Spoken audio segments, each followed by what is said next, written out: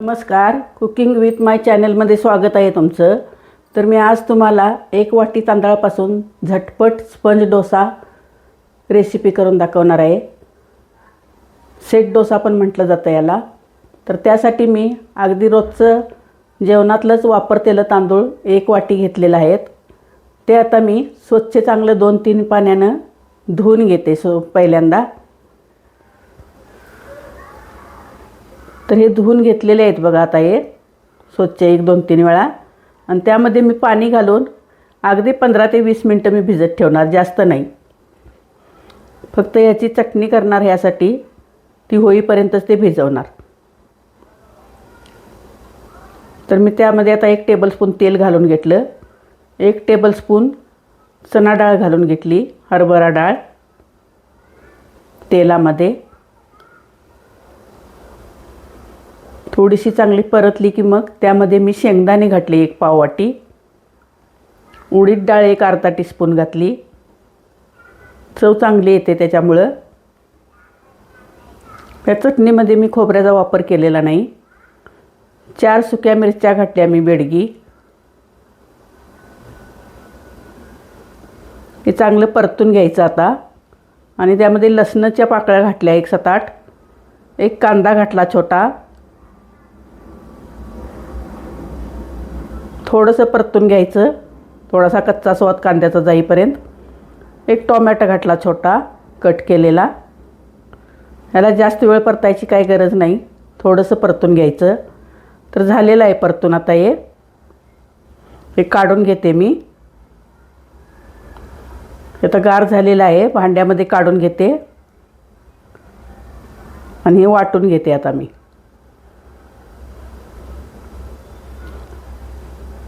ह्यामध्ये थोडंसं गरजेप्रमाणे पाणी घालायचं. सुरुवातीला थोडं घाला, नंतर आपण गरजेप्रमाणे घालू शकतो त्यात. आपल्याला केवढी घट्ट पातळ पाहिजे त्याप्रमाणे. तर हे चांगलं वाटून घेते आता मी. हे वाटून झालेलं आहे, काढून घेते आता मी एका बाउलमध्ये. छान बारीक स्मूथ अशी चटणी तयार झालेली आहे. खोबऱ्याच्या चटणीपेक्षा पण खूप छान लागते ही. थोडंसं भांडं धुवून मी त्यात पाणी घातलं. तर त्याला मी तडका करणार आहे. 1 अर्धा टीस्पून मोहरी, अर्धा टीस्पून जिरं, 8-10 पानं कढीपत्त्याची असं घालून मी तडका केलेला आहे. आणि त्याच्यावर आता घालून घेतला मी हा तडका.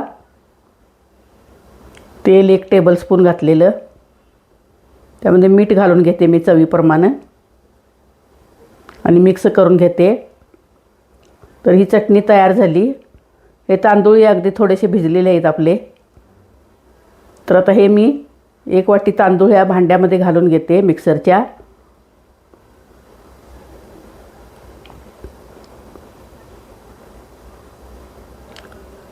आणि त्यामध्ये मी ओलं खोबरं किसलेलं 1 अर्धी वाटी घेतलेलं आहे.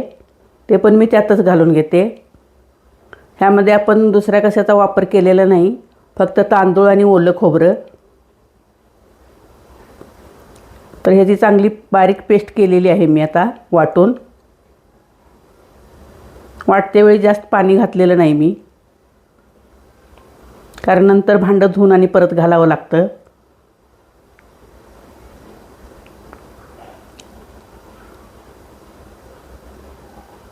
बघू शकता तुम्ही कितपत दाट पातळ आहे ते. तर ह्यामध्ये मी 1-2 टेबलस्पून दही घालून घेणार आहे. हे दही माझं आंबट नाही जास्त, अगदी नॉर्मल आहे, गोडसरच आहे.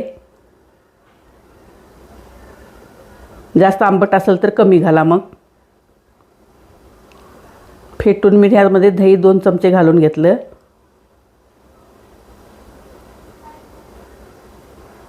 हे बरोबर झालेलं आहे आता. हे व्यवस्थित स्मूथ अशी पेस्ट झालेली आहे.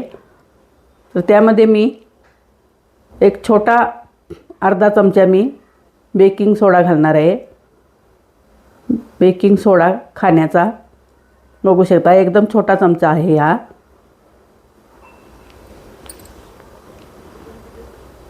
अगदी थोडंसं त्याच्यावर पाणी टाकते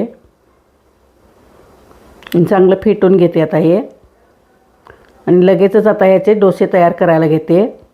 मी स्पंज असे डोसे काढणार आहे, स्पंजी.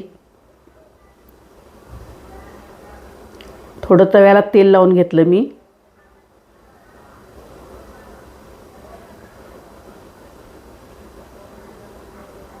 त्याच्यावर मी आता घालून घेते मिश्रण.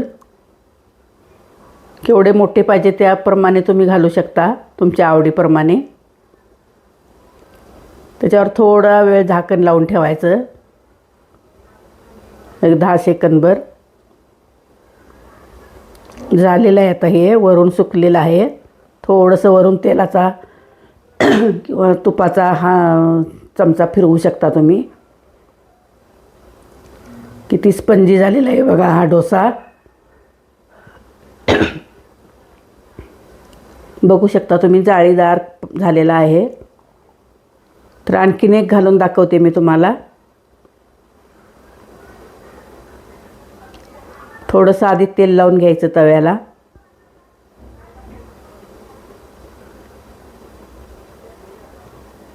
मी छोटे छोटेच काढत आहे.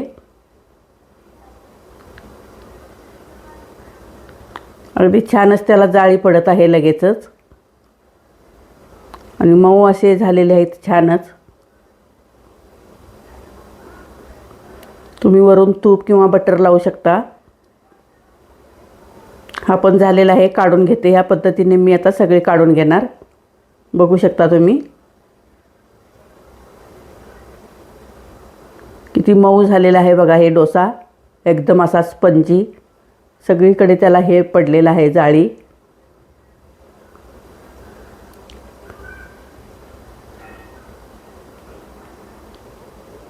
थँक्यू.